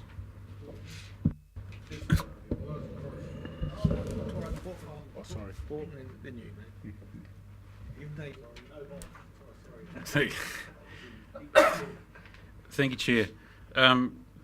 Through you, Gavin, what form did the consultation that has taken place? What form did it take? The consultation has taken place to date, and what form? And what was consulted on? What form did it take?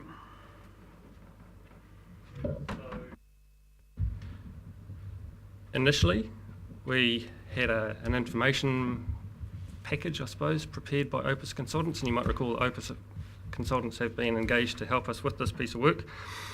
That's been there, it's published online, and we're pulling the key bullet points out of that. And when we meet with some of these groups or individuals face to face, we are referencing elements of that information pack. So if I was to pick a couple here, planning team here has met with our colleagues within the city and district councils. That was a face-to-face meeting in a room not too far from here. We've seized opportunities to meet with the Hawke's Bay horticultural sector, who had many representatives of fruit growers and others meeting for other purposes, so we've injected ourselves into their agendas, meeting agendas. Many of these engagements or consultation things so far have been face-to-face discussions with stakeholder groups and the like. On top of that, we have also, I think it's in this paper, mentioned in this paper that we've got an online feedback form via our website. So there's an opportunity for anyone who we haven't contacted directly in person so far to complete that form, and it'll, by the powers of cyberspace, come magically back to us and the planning team and into our records. There are many other groups that were on our stakeholder and community engagement list that we've tried to make contact with. Some, and this paper mentions it, some have declined our offer to meet and discuss at this point, but they are certainly mindful that there is further opportunity to provide comment and feedback on the project in its upcoming steps. So it's a bit of a, there's no one single mode of consultation, if that makes sense, Councillor. Follow up on that, Chair. The groups that haven't responded for one reason or another, like I understand these ones that you've obviously spoken to. There is ones that have responded that said they won't to make comment at this stage. What effort has been made to contact those groups that are in that list of people to be consulted with? And I understand that where the tangata whenua one's being sorted out, is going through a process. But what are the other groups that were on that list to be consulted with that haven't been contacted yet? What effort has been made to follow up with those particular groups to make sure that they are part of this consultation round? We've done our best endeavours to reach out to all of those groups via contact methods that we know of. whether it be by phone or by known contact email addresses.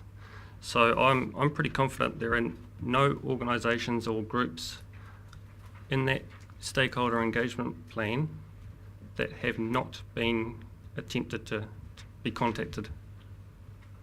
Point of order, Chair. Could your secretary, who's advised you on the inadequacy of the notice of motion and motion before, please identify the standing order on which she's based her advice to you? It's actually in the terms of reference for the committees. Ah, so it's not a standing order. Ah, well. Point of order, Chair. 24.7. I read. The chairperson has discretion about whether to allow any other procedural motion that is not contained in these standing orders. It's your decision. And I would say to you, Chair, this council has done this on a number of other occasions. And I would say to you that the standing orders have more standing than the terms of reference for the committees themselves. The standing orders supersede the rules of the committee. And I put it to you that if it's your will, this meeting here, if passed unanimously, could support the resolution moved and seconded by Councillor Dick and who was the seconder? Yes. Can I just make a comment? I don't oppose the suggestions either from Councillor Dick or Councillor Barker, but it's incorrect to say that the standing orders override the terms of reference of this committee, because the terms of reference of this committee are given status in statute. And technically speaking, we don't have standing orders that apply to this committee because they haven't been adopted. So I would say my best guess is that if we agree, I mean, it's really a matter for council, it's not a matter for this committee, actually. It's the councillors that pass their own resolutions. This committee and our terms of reference don't directly relate to that. But I just wanted to pick up on Councillor Barker's comment that standing orders override terms of reference, generally speaking, but not in this case. I would be surprised if the terms of reference had a specific provision excluding a notice of motion such as moved by Councillor Dick. If it was not specific on that, then the standing orders of the council will prevail.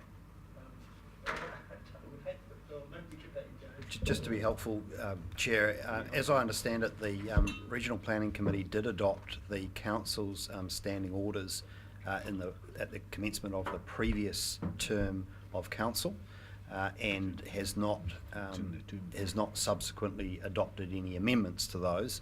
So the staff are working on the assumption that the existing standing orders, as they were in 2013, stand as the standing orders for this committee. Tom? I would support what Councillor Barker is saying. The RPC has made its decision. It has passed a recommendation to the full council. The full council operates under its rules as to when, how, which day of the week, what month of the year we take up a recommendation from this committee. And Councillor Barker has correctly pointed out that we have the authority, you have the authority, to enable that to happen. And if that's the case, then I, for one, would be all for it. I just want to, just a practical thing here before I make this incredible dictatorial decision. So, yeah. So, you're not bowing low enough, Councillor. So we had a resolution, and we had a seconder, and it was unanimous. All the Tana Te Whenua members all voted for it, and the council members all voted for it. So why would we take it further? Because otherwise we don't wait 3 weeks for the council meeting before it has any legal. Well, I tend to agree with Tania that this committee is in statute. So isn't it a legal? If the committee was unanimous, I mean, if it was in doubt, perhaps I would think, well, let's take it to the council. But it was unanimous. But the point here is that its status at the moment is a decision of this committee. This committee then makes its report to council. And when the council signs off on it, it becomes the decision of council. What Councillor Dick's decision is doing is pulling that decision forward to today. So that the council is saying not only is it the decision of the planning committee, it is now a decision of the council. And that's it. Glued, screwed, and nailed.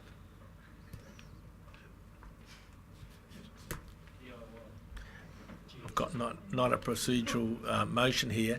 You're suggesting we move it today? Yeah. So Councillor Dix moved it. Today? Yeah, he moved it then. That it goes to council, or that we... That it is a decision of council. Okay, It's okay. need a 100% vote by the council members. Okay, well, I'm prepared to accept that on the basis. Well, Mr. Chair, there is this, if you like, the residual issue about the standing orders applying to this committee. But in this sense, this is a decision of council. So in that regard, essentially we've moved away from this committee and its containment in terms of conditions to council. So it's now a decision of council whether we want to do this or not. And therefore, its standing orders do apply. Yeah. We have a mover and we have a seconder. It's a procedural motion, just take the vote. It's not a procedural motion and it is not a council meeting. Yeah. So you got to convene. That's what I would have thought too, not a council meeting, so you can't do it.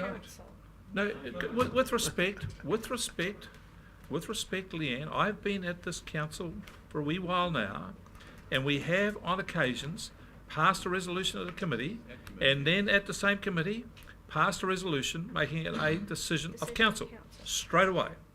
All we're doing is continuing with the custom and practices council has done before, and if you had have had an objection to it, then you should have said so, but you did not and went all the way through. And besides, this is a decision for the chair. He makes the decisions. So I just want to get it right, Mr. Deputy Chair. I'm making sure you were dead right. I'm helping you here. And so it is the chairman's decision. However, the decision that was made, the resolution that was made, was a decision of the Regional Planning Committee. It was not a recommendation to council. Correct. And I clarified that at the time. So that is what I'm basing my recommendation or my advice to the chair on. So what the council decides to do is, that's fine, that's up to you. But the point is that if the council accepts Councillor Dick's resolution, that then means that it becomes then a decision of council. Done and dusted. We can pick it up and say it's now a decision of council. Despite the finessing you're trying to put on it, we can perfectly able to, if the chair wishes, make it a decision of council and have the effect the council wishes to see. Chair, we can run ourselves around and tie ourselves Yeah, up no, in no, red tape, no, but nobody's going to challenge this anyway, so why don't we just No. Pause, everyone. I've made my decision. We're not going to accept the resolution. We're going to move on back to the paper where we're already at, and that is a resolution of the Regional Planning Committee, which was unanimous, and all the councillors were present. So let's just move on. But thank you very much for your wonderful investigation. So is this motion from the planning committee, is that not going to appear on a council agenda anywhere? Does it have? Yes, look, Because the council sat and considered the council sat and considered the outcome of the RPC meeting and said, or some said, well, we're not happy about that. So apparently we had authority to send it back and have it reconsidered. So at some point, our council has to accept it. That's right. That's exactly right. Mr. Chair, You don't think can we that's go on? But well, actually, that whole referral process, and I don't want to bring it up now and discuss it really, but it couldn't be referred back. It wasn't a recommendation from this committee to a plan change. It wasn't a plan change. So it didn't need to be endorsed by the council, and it actually couldn't be referred back, but we just let it go because it appeared on the agenda. It was all too late to talk about it. So in relation to what you're proposing, I don't think anyone objects to the sentiments it's done and dusted, which is what we're saying, right? I think we've just got disagreement as to what the procedure is, but we could clarify that later. Chair, the Regional Planning Committee on previous occasions has made resolutions, not ones that are of a recommending nature. They have been that the Regional Council Committee resolves certain matters. So that has happened previously. On this occasion, what we would envisage is that the Council receives the report of this committee, and included in that will be noting the fact that this committee has resolved thus. The way it was worded wasn't a recommendation. Doesn't necessarily need to be a recommendation because it's not initiating a formal planning decision. And I just would also note that the Council can refer any matter to this committee that it likes that's within scope of this committee. And so referring this matter back for further discussion was something that I think the Council was perfectly entitled to do. We don't need a resolution. Mr. Chairman, I don't see much point in continuing to discuss this. The only question I have is that if Mr. Palmer's view is appropriate, do you feel that you'll have sufficient sanction to spend some money out of your budget as a result of this decision?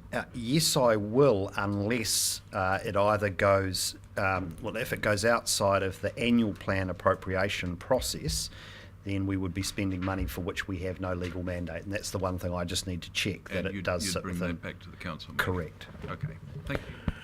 Let's move on. Thank you very much. And at this moment in time, Toro's really happy that he gave me the chair's job for today. It was relaxing there. Sorry, Mr. Chair. I just want to take the opportunity to remind us that we're looking at 2 members leaving the committee in about 10 minutes, which, based on calculations, may put our quorum at risk. There's no other decision items on this. Sorry, who? Just pointing out. Pardon, who are they? We had Joy Nella from Tukituki Groups, and we also had one of our councillors mention that they, Tom? Oh, that's no. It was Alan. Oh, it was Alan. Yeah. So once you two leave, I was just expressing my. Okay, there are no decision. So let's get back to this oil and gas paper. Okay, I think it was up. You're up to Toro. Sorry, sorry. I still hadn't finished my line of questioning, Chair, before I so well, rudely we'll go interrupted. back to you then, Paul. And I really have to try and refresh my memory as to where I was up to because it was some time ago. Do you want Toro to interrupt and we'll come straight back to you? Yes. You were happy with that? So, if Toro, I'll you're in, mate. Okay. And I'll come back to you. So there was some correspondence from pre-pens to the 2 chairs about coming and doing a delivery to us. I didn't see the point of it until it had been assessed by whatever they needed to say was assessed by our management. So is there any feedback on, have they sent anything, or is there any feedback on the request? So a few of the staff team members met face-to-face with Pepan's representatives, their chief executive and one of his offsiders. Yeah. And as a follow-up to that face-to-face meeting, the Pepan's chief executive did write a 2-pager, I think it was, 2-pager letter to me. It was about November last year. So I could circulate that. I'm sure his opinions and ideas haven't changed. I know the correspondence that you referred to, Toto, has come about since that October, November kind of period. I could happily circulate that, could and you, also maybe 3 sentences. Well, it hasn't here. Yeah, well, that's not necessarily in relation to the correspondence, but potted summary of Pepan's feedback. Yeah, in terms of why did they want to come and talk to us in the first place? Why? We've told them we don't want anything to do with it. How could I couch that? Well, I think that there are certain rules and legal requirements that need to be followed, and decision makers need to be mindful of. So Pepans were trying to get in front of you as the key decision makers on the form and nature of this plan change to express those. I'm just on that subject, and I'll come back to Paul and then you, Tom. No, I haven't finished yet. Oh, you haven't finished? No. So one of the other things that we're faced with is this TPPA thing, in terms of the fact that overseas companies can do whatever the hell they like, and our government can't sue them and all the rest of it. Can now change We, when Jacinda got involved. no, it still isn't. No. There's still issues in regard to that TPPA that we need to, as a council, look at and consider. Because if companies like this can do whatever they like out in our environment, we can't do a thing about it, then we're in big trouble. So that's mine. I'll just come to you, back to you, Paul, but just on that, my personal view is that we should hear them out. We should hear people out from all sides. So even though I'm clearly on another camp, my personal view is we should hear them out, but we can come back to the committee. Paul. Thank you, Chair. Through you to Gavin, I think where I was at before we were interrupted was I was trying to get to the heart of what consultation you've undertaken already and who you've consulted with on that list, and the ones that haven't responded, and what you've done to attempt to recontact them. Because I know that there was one in particular that I handed some new contact information to Tom about that, and I just wanted to know if that had been passed on to you so that you could avail yourself of that new contact information. Councillor, can you remind me what that was to organisational Don't Frack the Bay. company was? That was to Don't Frack the Bay. Don't Frack the Bay. Okay. Yeah. So in October, we had tried to make contact with David Appleton, who was our primary named point of contact for that. But I updated that with Tom some time ago, after just before Christmas. So, but that's okay. We'll get there eventually. So the other one, and I'm not entirely sure whether this is a question for you or for the Chief Executive, is that we have what has happened is that you've sent out an email attaching with some discussion points on it and attaching the OPIS report which we received about the oil and gas plan change, the background information review. Is that correct? it's the information pack that I. Yep. Is it usual practice when we're using a document that we're using for consultation because it's this committee that is consulting with through yourselves that is consulting with the stakeholders that we're interested in. Would it be usual practice for that particular report to have come through this committee for approval first before it gets sent out or put onto the website?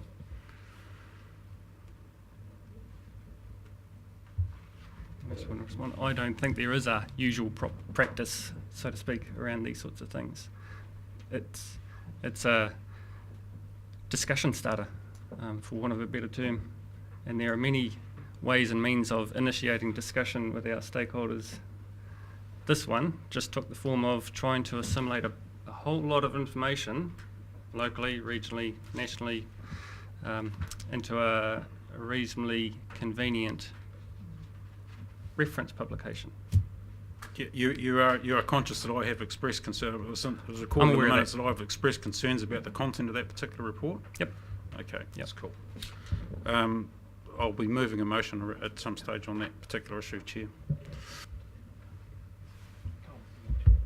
Yeah, I'm just wondering from the staff, through Mr. Chair, whether there is a deadline of some kind in mind for when this is after all pre-consulting,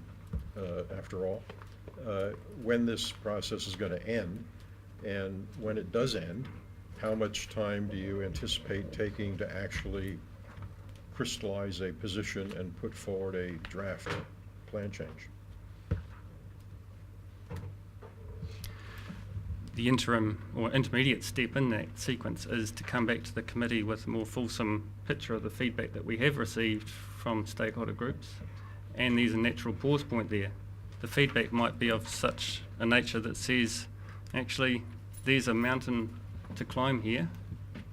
Advancing a plan change in its current form is perhaps not the wisest choice you can make. Okay, or if there is one to be prepared, well then the drafting would certainly continue for the remainder of this financial year. So I'll settle for that date. When do you think that milestone might be achieved? I'm hoping to come back to this committee in March, the 21st of March meeting, with some further update on and completing that initial feedback from stakeholder groups. But that's contingent on logistics, as I say, around the tangata whenua hui. Okay, and last, when I read the report, I noted the reference to the website. I went onto the website, and I'm a pretty good ferreter of information. I had to struggle to find where this was. If one did not know that it was a plan change, but rather, oh, the council is thinking about stopping oil and gas or promoting oil and gas or whatever, you would never find it. And so I'd ask somebody, if you pass that along to the web team or someone, to rethink where this thing is sitting and how camouflaged it is.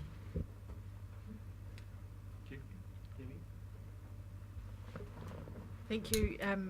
Along the same lines, I had serious concerns about how this was not being communicated to the wider community. So after the last time we discussed this, and I sent an email via Tom to the staff to say how can I, as the elected rep, be fielding the discussion wider, so letting the community know.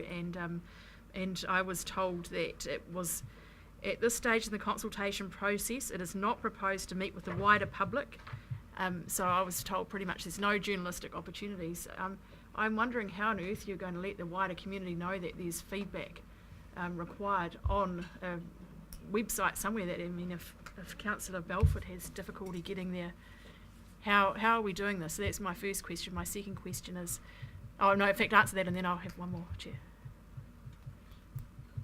So perhaps in terms of how we might raise wider public awareness, this form exists and there's an open invitation for feedback.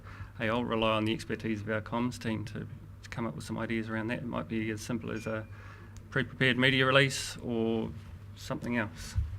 So what's the deadline then? If it's a media release, that could happen tomorrow. The deadline for the consultation. Yeah, well, that's what we'd have to kind of turn our minds to. And as I say, if the time frames for the next step are contingent on the tangata whenua hui, that could well take the remainder of February and best part of March. Exactly. So it would be sensible, I think, to leave open the wider public feedback opportunity until around the same time as the hui is completed. One of the my next question, one of the things that became apparent when you read the report, and I mean we were given that report quite some time ago, so maybe not everyone's up to speed with it, but why is there not an option for a status quo in what you're discussing there? Committee members might recall that the senior planner from Opus, who is leading this project, did have a workshop with the committee middle of last year, and certainly the status quo was one of those obvious options that you put up on any proposal, or do nothing. But that was not what this committee or the committee members agreed at that time. So since then, the project team has been advancing this working proposition around prohibition. One very brief comment, just while Councillor Belford was saying he couldn't find it, I just typed it in to find it. And in the feedback form, we were just saying here that you've got the 3 options, and in the feedback form it's already ticked option 1. So we might want to amend that, maybe get the web people to amend that so that no option is ticked in case someone misses it, but it just automatically goes through as support for option 1, which is modified status quo. Mr. Gavin, when you use the term prohibition, you're using that, I hope, very loosely. You're not talking about a total prohibition on all forms of oil and gas exploration. That's correct. It's pretty loose. Yeah, I'd much prefer to use the term regulation, but yeah, I'd rather see you use it too. Are there any more questions? Because we're just receiving this paper. I just have a comment before we do go to further. I must say I'm quite disappointed with some of the reactions you're getting from senior planning staff. Well, to be quite frank, without being derogatory, I'm not interested in Hastings senior planning staff's opinion. What I would like to know is what their councillors think, and I haven't actually thought about that. But perhaps that's an opportunity for us, for me, and some other people in the room, our councillors, to address the Hastings District Council, the Wairau Council, Central Hawke's Bay and Napier on this issue. We need to know what the governance people think about this. Taking a wait-and-see approach from my Hastings district, I would describe as wimpish. And as for the fishermen saying, do not mind sharing the sea space with bloody great drill. Well, they might not mind sharing it, but a whole lot of us do mind sharing it. And then you got our Peter and my own people saying not a strong position from the horticulture sector. Well, who are you talking to there? Because the people that I talk to, my mates in that sector, 100% agree with our position on oil and gas. So, I find this very disappointing feedback, quite frankly. I'm speaking, Councillor. Yeah. If you're going to interrupt my speech, I didn't interrupt yours, wait. If we're consulting and we're getting feedback, let's get feedback from the governors and we want feedback from the public, but make sure that they're informed, because I'm not sure they are. Now, Councillor. I was wondering whether you were referring to your position or the council or the committee's position. We voted on this issue, Councillor, and it was not unanimous, but you lost. It was the committee, this committee and council have taken a position on oil and gas, and we want a prohibition on and around our water bodies. Not total prohibition, as you pointed out, but we wanted a prohibition around and on our water bodies. And we were in the majority on that. Okay, it's a generalisation. I agree with you, but it's not a generalisation. No decisions have been made, and they won't be until there's a plan on the table. Well, that's correct. I'd like to, if there's any further questions, Chair, I'd like to move a motion. Yeah, that's right. Yeah, it's only receiving the paper, but do you want to move a motion on this issue? Yep, well, the recommendation, I'd like to move a motion that the Opus report, oil and gas plan change / background information review is circulated to the Regional Planning Committee for discussion at the next meeting. Do we have a seconder? Uppy. And you want to talk to it? Yeah, thank you, Chair. I just that the Opus report oil and gas plan change / background information review is circulated to the Regional Planning Committee for discussion at the next meeting. So that's in addition to the recommendation. Yeah. We have a mover and a seconder. Do you want to speak, or it's pretty clear? I've expressed concerns about the content of that particular report, and I don't think that the committee itself is fully conversant with my concerns on that. So that's the reason for bringing it up for discussion at the next meeting. Okay, Uppy, do you want to speak? No. Anyone else wish to speak?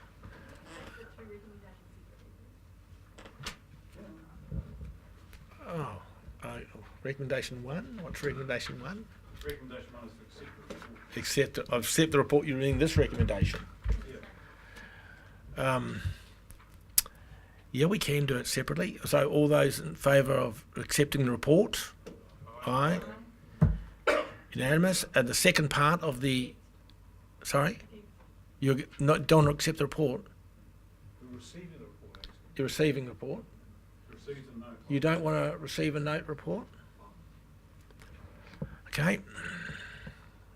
The motion was nevertheless carried. In the second part of your motion?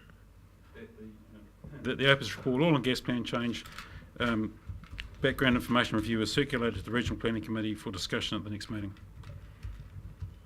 All those in favour of that? Aye. Against? Carried unanimously. Thank you very much. We'll stop for a cup of tea. Sorry, Mr. Chairman, you're stopping for a couple of minutes. So, if you don't mind, I'll grab. Oh yes, you have to have your. Yeah, you're going to flog a couple of people, aren't you? councillors. Including it. For, David Chair, what will we do without him? Have a side meeting. Yeah. upstairs.